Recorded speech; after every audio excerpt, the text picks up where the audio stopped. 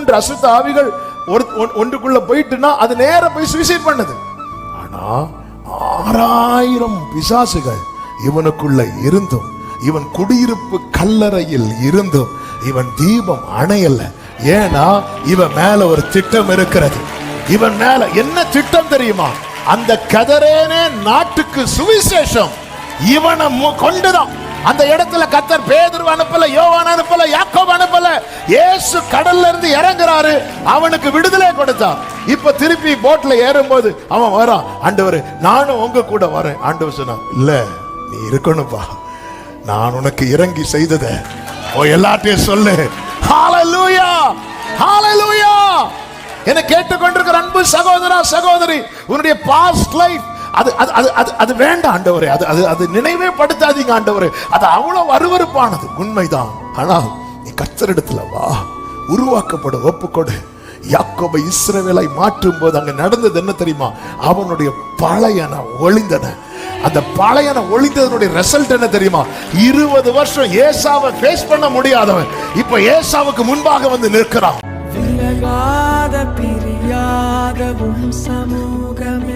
ஏசாயா தீர்க்கதரிசன புஸ்தகம் 41வது அதிகாரம்.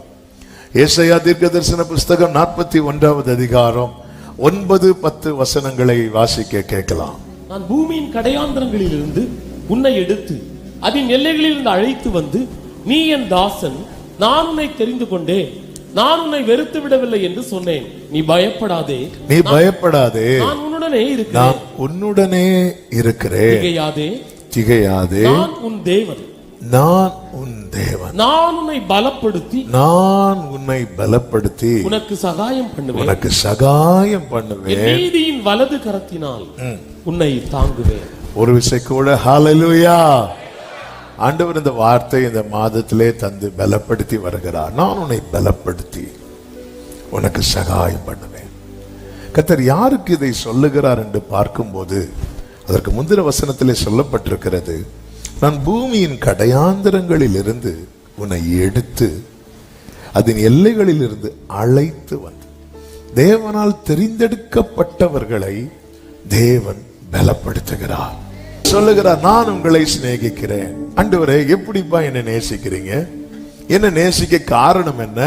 அப்படி கேட்கும்போது கர்த்தர் அதை எப்படி ஒப்பிட்டு சொல்லுகிறார் பாருங்கள். கர்த்தர் சொல்லுகிறார் ஏசா யாக்கோபுக்கு சகோதரன் அல்லவோ, ஆகிலும் யாக்கோபை நான் சிநேகித்தேன், ஏசாவையோ நான் வெறுத்தேன்.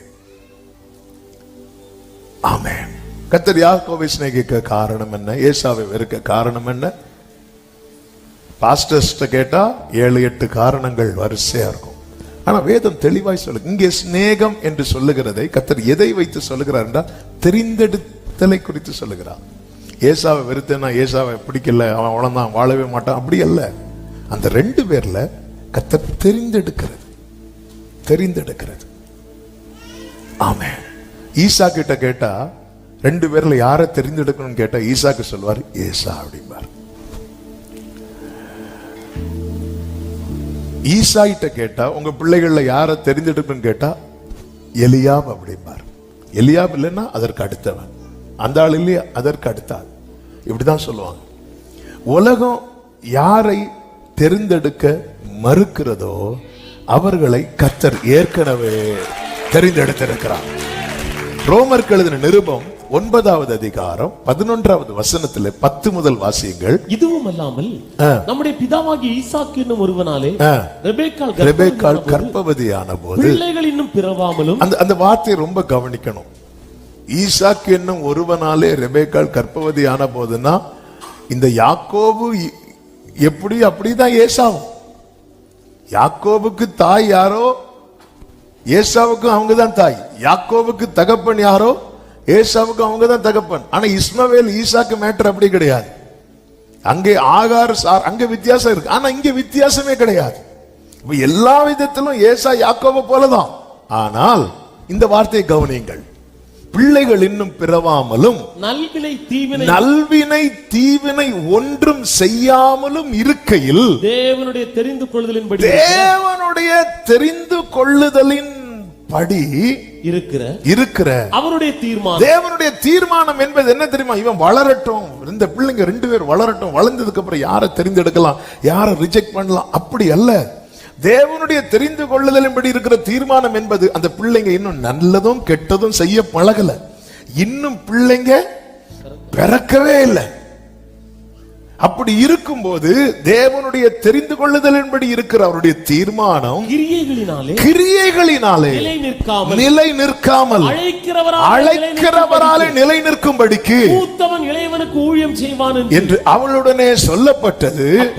அப்படியே யாக்கோபை சிநேகித்து ஏசாவை வெறுத்தேன் என்று எழுதியிருக்கிறது. இது தேவன் தெரிந்தெடுத்தார். 2 பேர்ல யாக்கோபை தெரிந்தெடுத்தார். ஊரில் ஒருவனும் வம்சத்தில் 2 பேருமாய் தெரிந்தெடுத்தேன் என்று கர்த்தர் சொல்லுகிறார் அல்லவா? அவங்க நம்ம விட ரொம்ப மோசம், நம்ம அவங்க விட ரொம்ப நல்லவங்க இல்ல. இது தேவனுடைய அநாதி தீர்மானம். நான் அவரை அறிந்ததும், நான் அவருடையவனாய் மாறினதும், இன்று நான் அவருடைய செட்டையின் கீழே இருப்பதும் என் தேவனுடைய அநாதி தீர்மானம். எனவேதான் 14வது வசனத்திலே ஆண்டவர் சொல்லுகிறார், ஆகையால் நாம் என்ன சொல்லுவோம்? தேவனிடத்தில் அநீதி உண்டு என்று சொல்லலாமா? சொல்லக்கூடாது. இது தேவனுடைய கிருபையின் வெளிப்பாடு. அடுத்த வசனத்தில் சொல்லப்பட்டிருக்கிறது, எவன் மேல் இரக்கமாய் இருக்க சித்தமாய் இருப்பேனோ அவன் மேல் இரக்கமாய் இருப்பேன். எவன் மேல் உருக்கமாய் இருக்க சித்தமாய் இருப்பேனோ அவன் மேல் உருக்கமாய் இருப்பேன் என்றார். ஆகையால் விரும்புகிறவனாலும் அல்ல, ஓடுகிறவனாலும் அல்ல, இறங்குகிற தேவனாலே. சத்தம் ஆமென் சொல்லுவோமா? இன்னைக்கு நானும் நீங்கள் அவருடையவர்களா இருக்கிறதற்கு முழு காரணம் என்ன அப்படின்னா, அழைத்தவர். ஆமே, வேற யாரும் இல்லாததுனால கர்த்தர் யாக்கோபை தெரிந்தெடுத்தார் என்று அல்ல. ஈசாக் என்று சொல்லும் போது ஓகே, ஈசாக்கு ஒரே பேரான குமாரன் என்று சொல்லலாம். ஆனால் அங்கே இஸ்மவேல் இருந்தான், கர்த்தர் தெரிந்தெடுத்தார். ஆனா யாக்கோபே உன்னை விட எல்லாவற்றிலும் சிறந்தவன். ஈசாக்கிட்ட கேட்டா கண்டிப்பா ஏசா தான் சொல்லி இருப்பான். அப்படி இருந்தும் யாக்கோபை நீ தெரிந்தெடுக்கப்பட காரணம் என்ன தெரியுமா? அது நீ பிறக்கிறதற்கு முன்னமே அது தேவன் எழுதி வைத்த தீர்மானம். இந்த பகல் வேளையில் என்ன கேட்கிற அன்பு சகோதரா சகோதரி, உங்களுடைய வேல்யூவை மற்ற யாருக்கும் புரியாம இருக்கலாம், ஆனா கர்த்தரால் நீங்க தெரிந்தெடுக்கப்பட்டவர்களுக்கு நிச்சயம் இருக்குமானால் கர்த்தரை கொண்டாடுங்கள். ஆமென் சொல்லுங்க பார்க்கலாம். ஹல்லேலூயா. நான் தேவனால் இது இறங்குகிற தேவன். தேவன் என் மேல வச்ச இறக்கம். அதே ஏசாயா 41வது அதிகாரம் 15-16 வசனங்களிலே சொல்லப்பட்டிருக்கிறது. வாசியுங்கள். ஏசாயா 41 15-16 வசனங்கள். இதோ போரடிக்கிறதற்கு நான் உன்னை புதிதும் கூர்மையுமான பற்களுள்ள யந்திரமாக்குகிறேன்.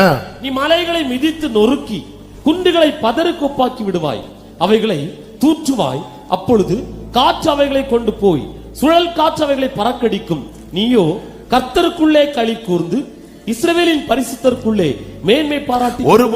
ஒரு புறம் எரிச்சலா இருக்கிற கூட்டம் உண்டு, இன்னொரு புறம் வழக்காடுகிற கூட்டம் உண்டு, இன்னொரு புறம் போராடுறவங்க உண்டு, இன்னொரு புறம் யுத்தம் பண்றவங்க உண்டு.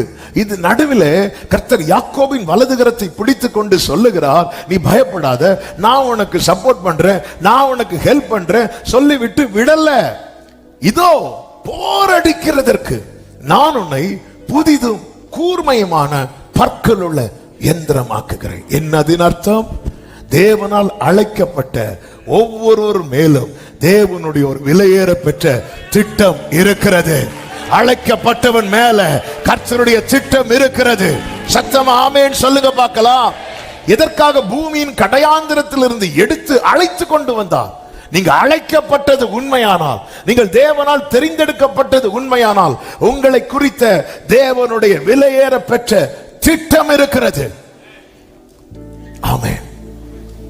யாக்கோபிடத்திலே கர்த்தர் தரிசனமாகி பெத்தேலிலே தலைக்கு கீழே கல் எடுத்து வைத்து படுத்துக் கொண்டிருந்த யாக்கோபிடத்திலே கர்த்தர் தரிசனமாகி கர்த்தர் என்ன சொல்லுவார் தெரியுமா? நீ படுத்திருக்கிற இந்த பூமியை நான் உனக்கு தருவேன். இது அவனுக்கு கொடுக்கிற ஆசீர்வாதம். அடுத்து என்ன சொல்லுவார் தெரியுமா? உனக்குள்ளும் உன் சந்ததிக்குள்ளும் பூமியில் உள்ள வம்சங்கள் எல்லாம் ஆசீர்வதிக்கப்படும். யாக்கோபே, உனக்கான ஆசீர்வாதம் என் கையில் இருக்கு, அது போல அநேகருக்கான ஆசீர்வாதம் உனக்குள்ள இருக்கிறது. என்னை விசுவாசிக்கிறவனுடைய உள்ளத்தில் இருந்து அப்ப ஆண்டவர் இந்த இடத்துல என்ன சொல்றாரு தெரியுமா? நீ அழைக்கப்பட்டவன், நீ தெரிந்தெடுக்கப்பட்டவன், அதனால நான் உன்னை ஆசீர்வதிப்பேன் என்று அல்ல. ஆசீர்வதிக்கப்பட்டது யாக்கோபு மட்டுமல்ல, ஏசாவும் ஆசீர்வதிக்கப்பட்டான். ஏசாவும் யாக்கோபு 20 வருடம் கழித்து மீட் பண்றாங்க. மீட் பண்ணும்போது யாக்கோபு 2 பரிவாரத்தோடு வருகிறான். ஏசா சாப்பாடு இல்லாம அந்த மெலிந்த பசுக்கள்ல ஒன்றை போல தோய்ந்து நூலாகி அப்படியே வந்தார். இல்ல, 400 பேரோடு வரார். 400 பேரோடு வரார். 400 பேரோடு வரும்போது யாக்கோபு சொல்றார், அண்ணா அண்ணா இதெல்லாம் வச்சுக்கோ, நான் இதெல்லாம் உனக்கு தான் கொடுக்கிறேன். அப்படி சொல்லும் போது ஏசா என்ன சொல்றார் தெரியுமா? ஆதியாகமம் 33:9 என் சகோதரனே, எனக்கு போதுமானது உண்டு உண்டு, உன்னுடையது உனக்கு இருக்கட்டும். யார் சொல்றா? இது ஏசா சொல்றா. ஆமென். அப்ப உண்மையில ரியல் பிளெஸிங் என்ன? நான் யாக்கோவை சிநேகித்தேன், ஏசாவை வெறுத்தேன்னா ஏசா சாப்பாடுக்கு வழி இல்லாம இருக்கணும்ல, அவனுக்கு எதுவுமே கிடைக்காம இருக்கணும்ல. உண்மையான பிளெஸிங் என்ன தெரியுமாங்க? ஆசீர்வதிக்கப்படுவது மட்டுமல்ல, இந்த நன்மைகள் திரட்சி இருக்குல்ல, இது மட்டுமல்ல. உண்மையான பிளெஸிங் என்ன தெரியுமா? தேவனால் உருவாக்கப்படுவது. இந்த ஏசா கடைசி வரை ஏசாதான், ஆனா யாக்கோபை கர்த்தர் இஸ்ரவேலாய் மாற்றினார். இது நாம் பல நேரத்தில் உணர்கிறது இல்லை. நமக்கும் தேவனுக்கு இடையே இருக்கிற உறவு எது சம்பந்தப்பட்டதாய் மட்டும் இருக்கிறது தெரியுமா? கர்த்தரிடத்திலிருந்து ஆசீர்வாதம், கர்த்தரிடத்திலிருந்து நன்மை, கர்த்தரிடத்திலிருந்து சுகம், கர்த்தரிடத்திலிருந்து பலன், கர்த்தரிடத்திலிருந்து ஆரோக்கியம், கர்த்தரிடத்திலிருந்து ஜெயம், இது சம்பந்தப்பட்டு மட்டுமே இருக்கிறது. எனவேதான் யாக்கோபு ஆரம்பத்தில் என்ன ஜெபிக்கிறார் என்றால், ஆண்டவரே, நான் போகிற இடத்துல எல்லாம் நீர் என்னை காப்பாற்றி எனக்கு உண்ண உணவு, உடுக்க உடை, தங்க இடம் இதெல்லாம் தந்து என்னை திருப்பி கொண்டு வந்துட்டீங்கன்னா நீர் எனக்கு தேவனா இருப்பீர் என்கிறார். நம்முடைய ஜெபத்தையும் பாருங்கள், நம்முடைய ஜெபமும் அப்படித்தானே இருக்கும். நமக்கும் ஆண்டவருக்கு இடையே இருக்கிற உறவு எதின் அடிப்படையில் மட்டும்தான் தொடர்ந்து கொண்டிருக்கிறது என்றால், கர்த்தர் என்னை ஆசீர்வதிப்பார், கர்த்தர் என்னை வாளாக்காமல் தலையாக்குவார், கர்த்தர் என்னை கீழாக்காமல் மேலாக்குவார். கர்த்தர் ஆசீர்வதிக்கிறதுக்காக மட்டும் இருக்க வேண்டுமானால் பூமியின் கடையாந்திரத்திலிருந்து நம்ம எடுக்க வேண்டிய அவசியம் இல்லை. ஏசாவை கர்த்தர் எடுக்கவில்லை, ஆனாலும் ஏசாவுக்கு ஆசீர்வாதம் கிடைக்கிறது. அவர் நல்லோர் மேலும் தீயோர் மேலும் மழையை வர்ஷிக்க பண்ணுகிறார். அப்படி இருந்தும் கர்த்தர் ஏன் நம்மை தூக்கி எடுத்தார்? பயங்கரமான குழியிலும் குளையான சேற்றிலும் இருந்து தூக்கி எடுத்து கண்மலை மேல நிறுத்தி அடிகளை உறுதிப்படுத்தினது எதற்கு தெரியுமா? அவரை துதிக்கும் புது பாடலை நாவிலே தந்தது எதற்கு தெரியுமா? நாம் பாடுவதற்கு மட்டுமல்ல, அநேகர் அதை கண்டு கர்த்தரை நம்புவார்கள்.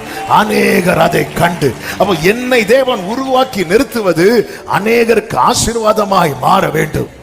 என்னை ஆசீர்வதித்தால் ஒழிய நான் உம்மை போக விடேன் என்று யாக்கோபு சொல்லும் போது, யாக்கோபு கிட்ட 2 பரிவாரங்கள் இருக்கிறது.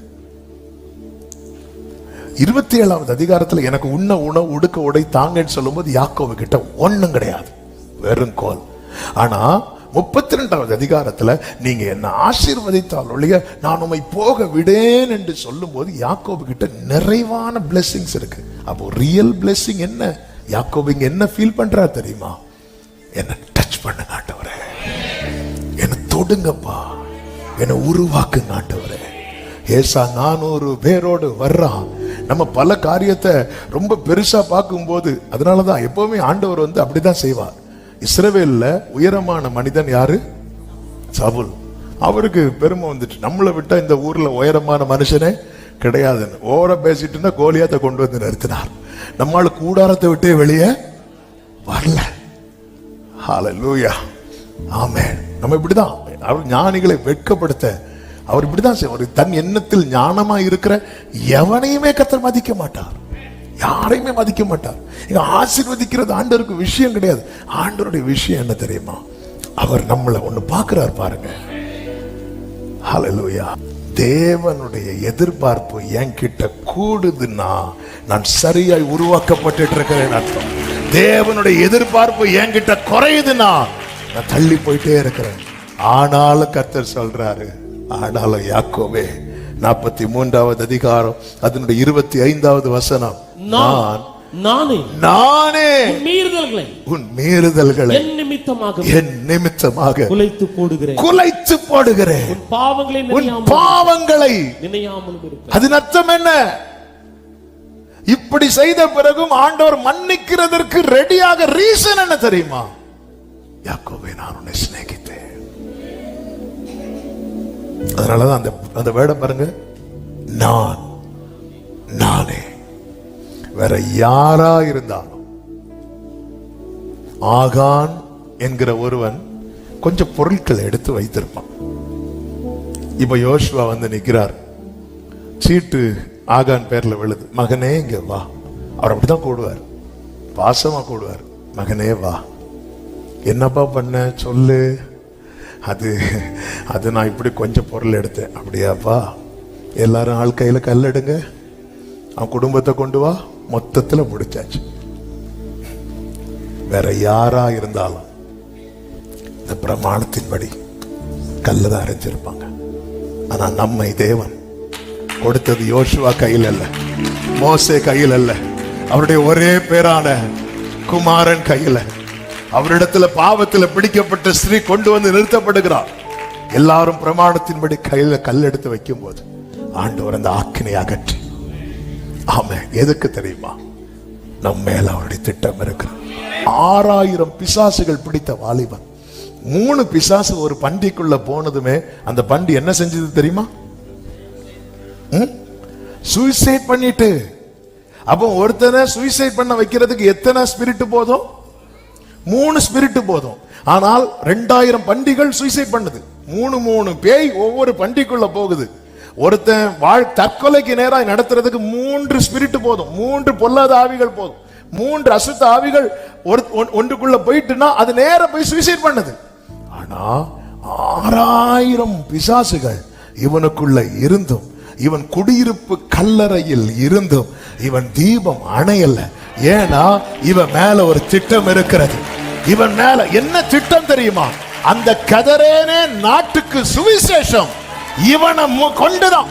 அந்த இடத்துல கர்த்தர் பேதுரு அனுப்பல, யோவான் அனுப்பல, யாக்கோபு அனுப்பல. இயேசு கடல்ல இருந்து இறங்குறாரு, அவனுக்கு விடுதலை கொடுத்தார். இப்ப திருப்பி போட்ல ஏறும்போது அவன் வரான், ஆண்டவரே நானும் உங்க கூட வரேன். ஆண்டவர் சொன்னார், இல்ல நீ இருக்கணும்பா, நான் உனக்கு இறங்கி செய்தத எல்லாத்தையும் சொல்லு. ஹalleluya, ஹalleluya. என்ன கேட்டுக்கொண்டிருக்கிற அன்பு சகோதரா சகோதரி, உன்னுடைய பாஸ்ட் லைஃப் அது வேண்டாம் ஆண்டவரே, அது நினைவே படுத்தாதீங்க ஆண்டவரே. அது அவ்வளவு அருவருப்பானது, உண்மைதான். ஆனால் நீ கர்த்தரிடத்துல வா, உருவாக்கப்பட ஒப்புக்கொடு. யாக்கோபை இஸ்ரவேலை மாற்றும் போது அங்க நடந்தது என்ன தெரியுமா? அவனுடைய பழையன ஒளிந்தன. அந்த பழையன ஒளிந்ததனுடைய ரிசல்ட் என்ன தெரியுமா? 20 வருஷம் ஏசாவை ஃபேஸ் பண்ண முடியாதவன் இப்ப ஏசாவுக்கு முன்பாக வந்து நிற்கிறான். ஒப்பு கொடுக்கணும். ஆண்டவர் சொல்லுகிறார், நானே உன் மீறுதல்களை என் நிமித்தமாக குலைத்து போடுகிறேன். ஏன் தெரியுமா? என்னை அவர் எப்படி பார்க்கணும்னு நினைக்கிறாரோ அப்படி பார்க்க விரும்புகிறார். நம்முடைய வாழ்க்கை கடந்த காலத்தெல்லாம் அடிக்கடி திரும்பி பார்ப்பேன், நினைச்சு பார்ப்பேன், ஆண்டவரை விட்டு கொடுக்காம கொண்டு வந்துட்டீங்களப்பா. ஹல்லேலூயா, ஹல்லேலூயா, ஹல்லேலூயா. விட்டு கொடுக்கலை. நம்ம பல நேரத்தில் என்ன தெரியுமா, இந்த ஒரு பாவியாகிய ஸ்ரீயேசுவின் பாதத்துல விழுந்து அழுவா தெரியுமா? அழும்போது அந்த வீட்டில் இருந்த பரிசேயன் சீமோன் அவன் வந்து, இவர் உண்மையிலேயே தீர்க்கதரிசியா இருந்திருந்தா இவ யாருன்னு சொல்லி இருக்கணும். அப்படி சொல்லும் போது இயேசு அவனை பார்த்து ஒரு உவமையை சொல்லுவார். என்ன சொல்லுவார் தெரியுமா? லூக்கா 7வது அதிகாரம் 41, 42 வசனங்கள். அப்பொழுது அவர், ஒருவரிடத்தில் 2 பேர் கடன் பட்டிருந்தார்கள். ஒருவன் 500. நல்ல கவனிங்க, 2 பேரும் என்ன பட்டிருக்கிறாங்க? கடன் பட்டிருக்கிறாங்க. ஒருத்தன் 500 வெள்ளிக்காசு, மற்றவன் 50 வெள்ளிக்காசு கொடுத்தான். இப்ப 2 பேருக்கு யாருக்கு பெரிய கடன்? யாருக்கு பெரிய கடன், யாருக்கு சின்ன கடன்? இப்போ அடுத்த வசனம் படிக்கும் போது யாருக்கு பெருசு சின்னதுன்னு தெரியும். அடுத்த வசனம், கொடுக்க அவர்களுக்கு நிர்வாகம், கொடுக்க அவர்களுக்கு நான் யாருக்கு? 2 பேருக்கும். 500 வாங்குறவனுக்கும் கொடுக்க நிர்வாகம் இல்ல, 50 வாங்குறவனுக்கு கொடுக்க நிர்வாகம். அப்ப இப்ப யாருக்கு பெரிய கடன்? 2 பேருக்கும் பெரிய கடன். ஆமென். 2 பேருக்கும் பெரிய கடன். ஆனா நம்ம பிரச்சனை என்னன்னா, எனக்காவது 50, அவனுக்கு நானாவது லைட்டா தான் போய் சொன்னேன். பொய்யில் என்ன லைட் ஸ்ட்ராங் மீடியம். ஆமென், ஆமென். சில சொல்லுவாங்க அவன் ரொம்ப கெட்ட போய் சொல்றான், ஓ இவங்க ரொம்ப நல்ல போய் சொல்றான். நம்ம என்ன நினைச்சிட்டு இருக்கிறோம் தெரியுமா? அவங்களுக்கு நான் பரவாயில்ல, ஆனா சத்தியம் என்னன்னா 2 பேருக்குமே கொடுக்க நிர்வாகம் இல்லை. நம்ம பல நேரத்தில் நம்மை இன்னொருத்தவங்க கூட கம்பேர் பண்ணதுனால நமக்கு கிடைக்கப்பட்ட அந்த மன்னிப்பை நம்ம பெருசா பார்க்க தவறுகிறோம். சும்மா நம்மளை கூப்பிட்டு ஒருத்தங்க விருந்து வைக்கிறது தெரியுமா, அது நம்ம ஈஸியா மறந்துடும்.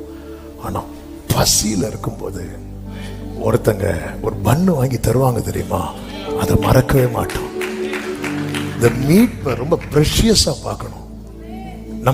நமக்குள்ள இந்த பரிசேயனுடைய ஸ்பிரிட் வந்துட்டு, அதுதான் பிரச்சனை. அவனை விட பரவாயில்ல, இவனை விட பரவாயில்ல, அவங்க சரியில்லை, இவங்க சரியில்லை. இந்த பார்வையை உன் கண்ணில் உத்தரத்தை வச்சுட்டு, ஒரு பெரிய சர்ச்சை கட்டுறதுக்கு 7 பீம் உன் கண்ணுக்குள்ளே இருக்கு, அதை வச்சுட்டு சகோதரன் கண்ணில் இருக்கிற துரும்பை பார்க்கிறது என்ன?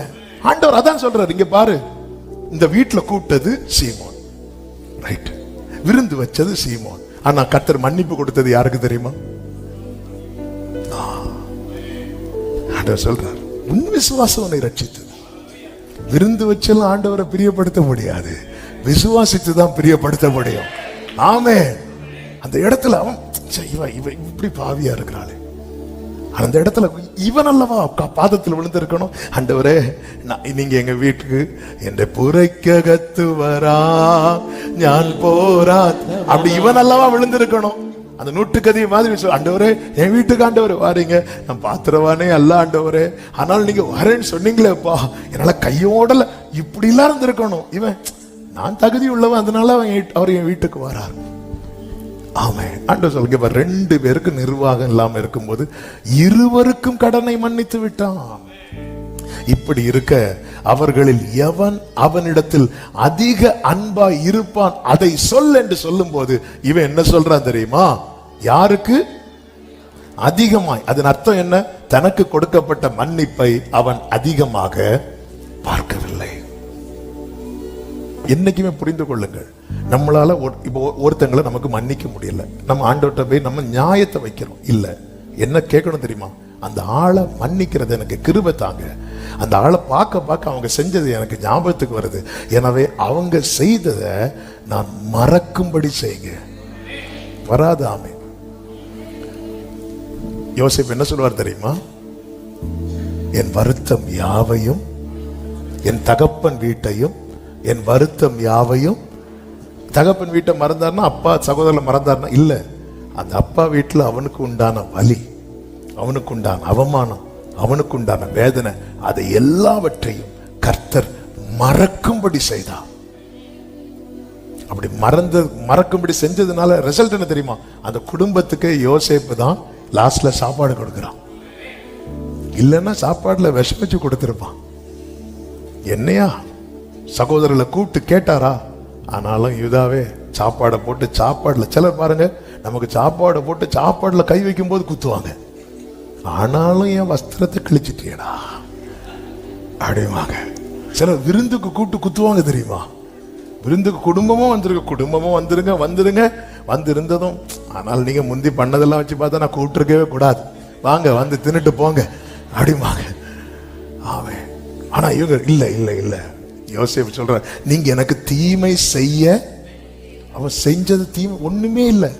அப்ப ஆண்டவரால் அதை அப்ப நம்ம இதை விரும்பணும். ஆண்டவரே, ஆண்டவர் ஒன்னு புரிஞ்சுக்கோங்க, ஒருத்தங்களை நம்ம பகைக்கிறோம், ரொம்ப பகைக்கிறோம். என்ன வந்தாலும் இவங்கள்ட்ட பேச மாட்டேன் அப்படின்ட்டு இருப்போம், பேசவே மாட்டோம். அவங்களுக்கான ரட்சிப்பு நம் மூலமாய் கர்த்தர் செட் பண்ணி வைத்திருப்பார்னு வைக்கல. எசேக்கியேல் தீர்க்க தரிசனத்துல சொல்லுவார்ல, இங்க பாரு, நீ ஒருத்தனை எச்சரிக்காம, ஒருத்தன் துன்மார்க்கத்தில் இருக்கிறான், நீ அவனை எச்சரி. உன்ட்ட நான் அந்த வேட சொல்றேன், அவன்கிட்ட சொல்லுன்னு. நீ அப்படி சொல்லி அவன் செத்துட்டானா அந்த இரத்த பள்ளிக்கு நீ நீங்களாயிருவ. ஆனா நான் அவன்கிட்ட சொல்லியும் நீ அவன்கிட்ட சொல்லாம அவன் துன்மார்க்கத்துல செத்துட்டான்னு வச்சுக்கோங்க, அந்த இரத்த பள்ளியை நான் உன்கிட்ட கேட்பேன் அப்படிம்பாரு. இப்படி நம்ம சொந்தங்க உறவுகள்கிட்ட நம்ம பேசாம இருப்போம். அவங்களுக்கான ரட்சிப்பு கத்து நம்ம கிட்ட வச்சிருப்பார். நம்ம என்ன வந்தாலும் பேச மாட்டோம்னா அவங்களுக்கு அந்த ரட்சிப்பு. கொர்நேலியு வீட்டுக்கு ரட்சிப்பு கர்த்தர் யார்கிட்ட வைத்திருந்தார் தெரியுமா? பேதுரு கிட்ட. ஆனா பேதுரு நான் போக மாட்டேன் இருக்கிறான். நாங்க யூத மார்க்கம், நாங்க அந்த கோத்திரம் இந்த கோத்திரம். ஆனா கொர்நேலியு பாருங்க, பேதுருவை தூதன மாதிரி பாக்குறாங்க. பேதுருவும் அவங்கள ஆகாதவனா பாக்குறான். ஆண்டவரே சந்தேகப்படாத, தேவன் சுத்தமாக்கினது. நீ முதல்ல அப்போஸ்தலனா மாறதுக்கு முன்னாடி முதல்ல மனுஷனா மாறு. ஆமே, முதல்ல மனுஷனா மாறும், அதுக்கப்புறம் அப்போஸ்தலர், அதுல ரெண்டாவது.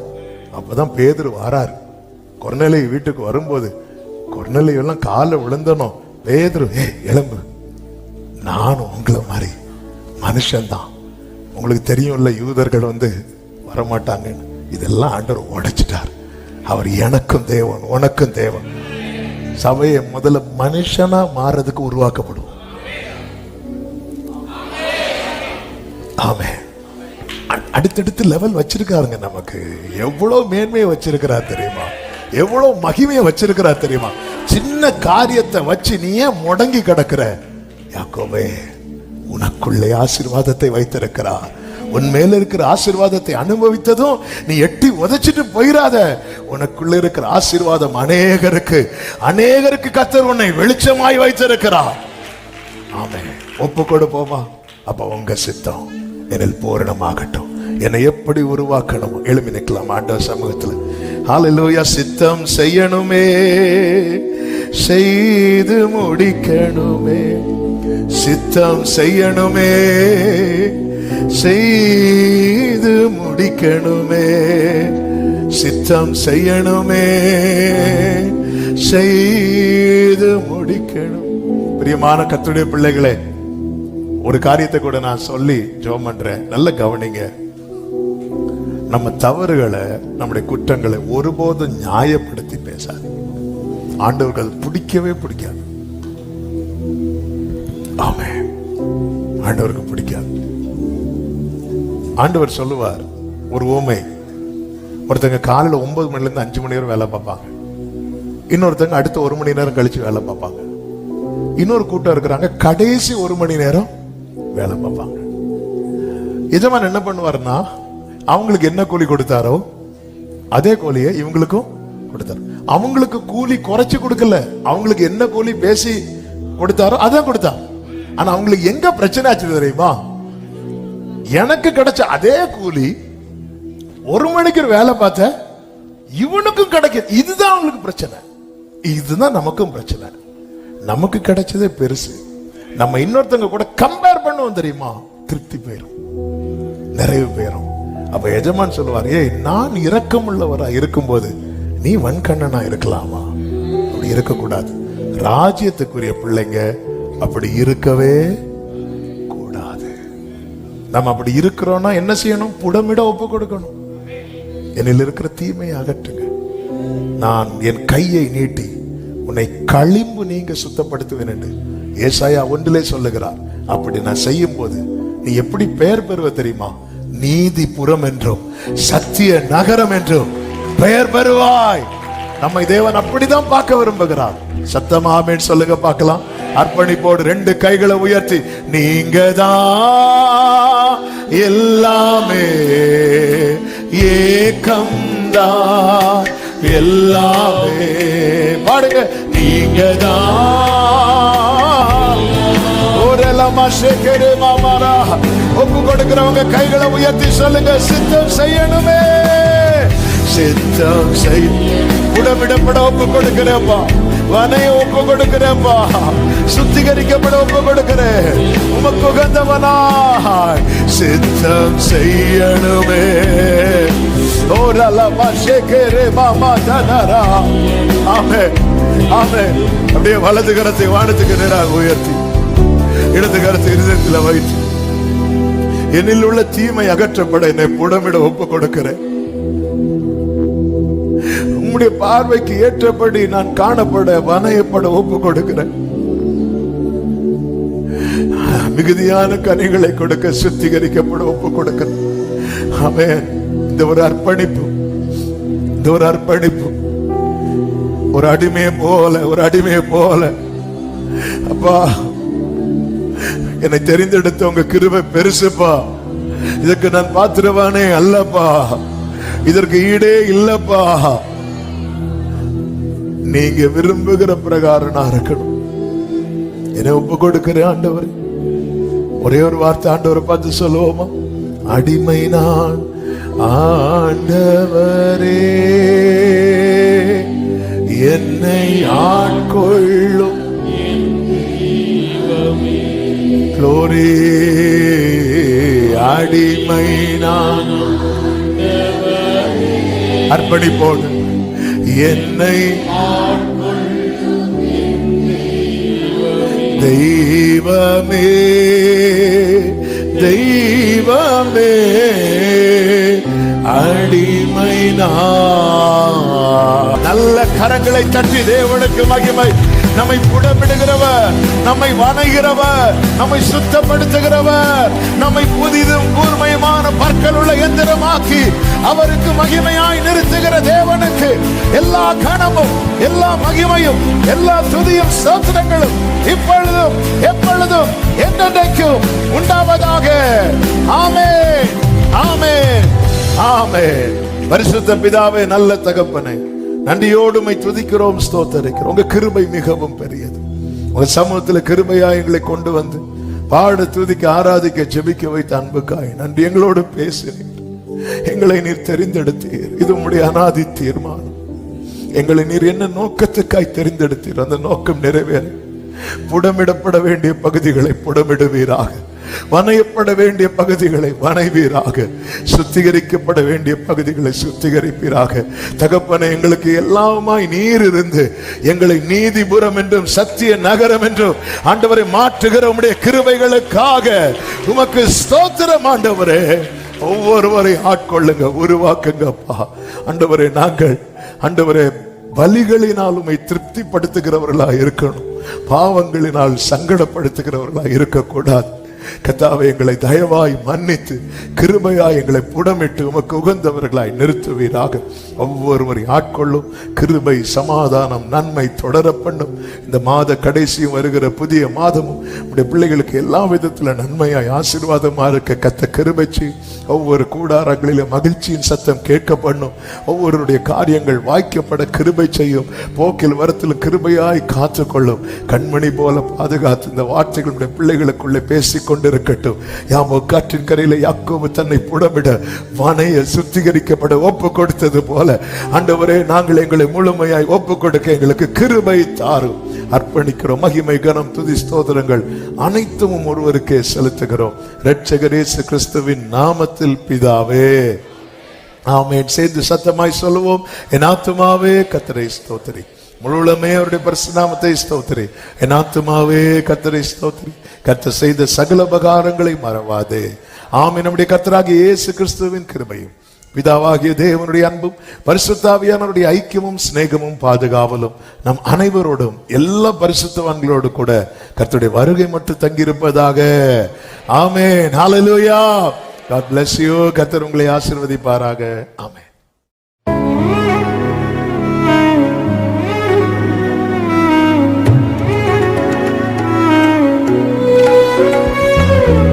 நானும் கர்த்தாவே உம்மை நம்பியுள்ளே, நீரே என் தேவ இயேசுவே.